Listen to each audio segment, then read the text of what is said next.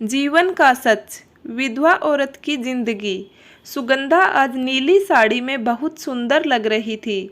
Simple सी साड़ी, माथे पर छोटी सी बिंदी, होठों पर हल्की सी लिपस्टिक, कांधे तक बिखरे कुछ ढीले से बने जूड़े उसकी सुंदरता को चार चांद लगा रहे थे। जब भी वह बाहर निकलती, लोग फब्तियाँ कसते, बड़े बुजुर्ग कहते, जरा भी लिहाज नहीं रह गया, देखो तो कैसी बनी संवरी घूमती है। दरअसल 5 साल पहले सुगंधा के पति का देहांत हो गया था। किशोरावय के 2 बच्चे, एक बेटी और एक बेटा छोड़ गए थे। सुगंधा के पति की मौत अत्यधिक नशा करने से हो गई थी। वो कई तरह के नशे का आदी था। पास में कोई जमा पूंजी थी नहीं, जो भी कमाते नशे में उड़ा देते। पति की मृत्यु के बाद सुगंधा के सामने बच्चों का भविष्य अंधकार में नजर आने लगा। आप तो शायद इस बात से वाकिफ होंगे कि बुरे समय में सब साथ छोड़ देते हैं। सुगंधा के भी 2 तेवर थे जो अच्छी नौकरी में थे।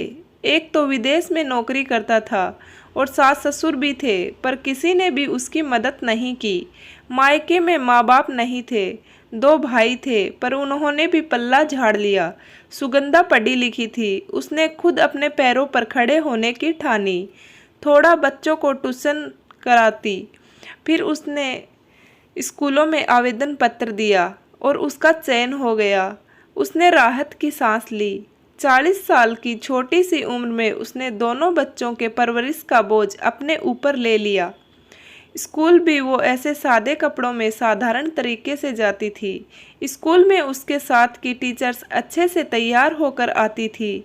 सुगंधा का मन तो करता था, लेकिन क्या करे, समाज और परिवार की बंदिशें उसे ऐसा नहीं करने देती थी। सह टीचरें उससे कहा करती थी कि तुम भी तैयार होकर आया करो, लेकिन सुगंधा टाल जाती।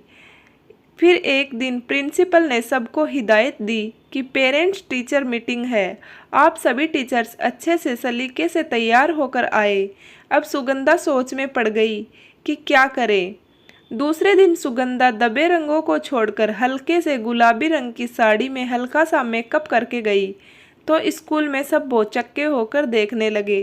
कितना रूप निखरा था। वैसे सुगंधा सुंदर तो थी ही। सह टीचर्स ने खूब तारीफ की। ऐसे ही रहा कर सुगंधा। सुगंधा बोली, अरे तुम लोग नहीं जानती, आज सास कैसे ताने मार रही थी।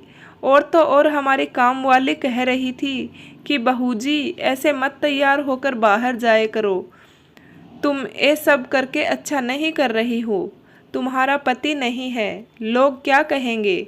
सुगंधा की प्रिंसिपल बहुत अच्छी थी। वो सुगंधा के काम से बहुत संतुष्ट थी। उनको सुगंधा से हमदर्दी होने लगी और एक रोज़ उन्होंने सुगंधा को पास बुलाकर बैठाया और बहुत हिम्मत और तसल्ली दी कि यदि पति की मृत्यु हो गई है तो इसमें तुम्हारा क्या कसूर है। वो नशे का आदी था। उसने तो अपनी जिम्मेदारियों को समझा नहीं कि मेरे न रहने पर मेरे परिवार और बच्चों का क्या होगा, और यदि तुम पढ़ी लिखी न होती तो तुम्हारा और बच्चों का क्या होता। जब सब कुछ तुम संभाल रही हो तो खुशी खुशी क्यों नहीं जी सकती, क्यों इच्छाओं का गला घोट कर रहना। मुझे पता है सबको अच्छे कपड़ों में और अच्छे से तैयार देखकर तुम्हारा भी मन करता होगा मैं भी अच्छे से रहूं। अभी तुम्हारी उम्र ही क्या है, इसलिए अच्छे से तैयार होकर आया करो। बोलने दो जो कोई जो बोलता है। तुम जब परेशानी में थी तो मदद करने तो कोई नहीं आया। प्रिंसिपल की ऐसी बातें सुनकर सुगंधा में धीरे धीरे आत्मविश्वास पैदा होने लगा। अब वो रोज़ थोड़ा सा तैयार होकर स्कूल आने लगी। प्रिंसिपल रोज़ उसकी प्रशंसा करती और आगे बढ़ने को प्रोत्साहित करती। इस तरह सुगंधा आत्मविश्वास से भर गई और वह अच्छे से तैयार होने लगी। उसका रूप तो जैसे दिनों दिन निखरता जा रहा था। आज उसकी मेहनत और लगन ने बच्चों को पढ़ा लिखाकर योग्य बना दिया। बेटे की नौकरी लग गई और बेटी पीएचडी पूरा करने के करीब है। अब सुगंधा को देखकर ये नहीं लगा कि ये वही 5 साल पहले वाली सुगंधा है। गजब का बदलाव और आत्मविश्वास आया है उसमें। हम ये क्यों भूल जाते हैं कि जीवन और मरण तो ईश्वर के हाथ में है।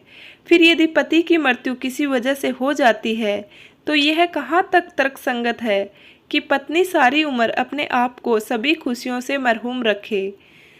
कभी साज श्रृंगार न करे, कभी खुश न हो, कभी अच्छे कामों में शामिल न हो, उसको भी तो जीने का हक है। पति की मृत्यु में उसका कोई योगदान नहीं है, तो फिर ऐसी सजा क्यों? कब समाज ऐसे घटिया रस्मों रिवाज से बाहर आएगा? बदलाव बेहद जरूरी है। अब सुगंधा के बच्चे कहते हैं, माँ अब नौकरी छोड़ दो, बहुत कर लिया, हम लोग कमाने के लायक हो गए हैं, कब तक नौकरी करती रहोगी? लेकिन सुगंधा अभी भी नौकरी कर रही है। प्रिंसिपल से उसका बड़ी बहनों सा प्रेम हो गया है और उनसे एक प्रेरणा भी तो मिलती है सुगंधा को। उम्मीद करती हूँ ये कहानी आपको पसंद आई होगी। कहानी के बारे में आपकी क्या राय है कमेंट करके ज़रूर बताना। अगर कहानी पसंद आई हो तो वीडियो को लाइक करें और चैनल को सब्सक्राइब करें। पूरा वीडियो देखने के लिए आपका बहुत बहुत धन्यवाद।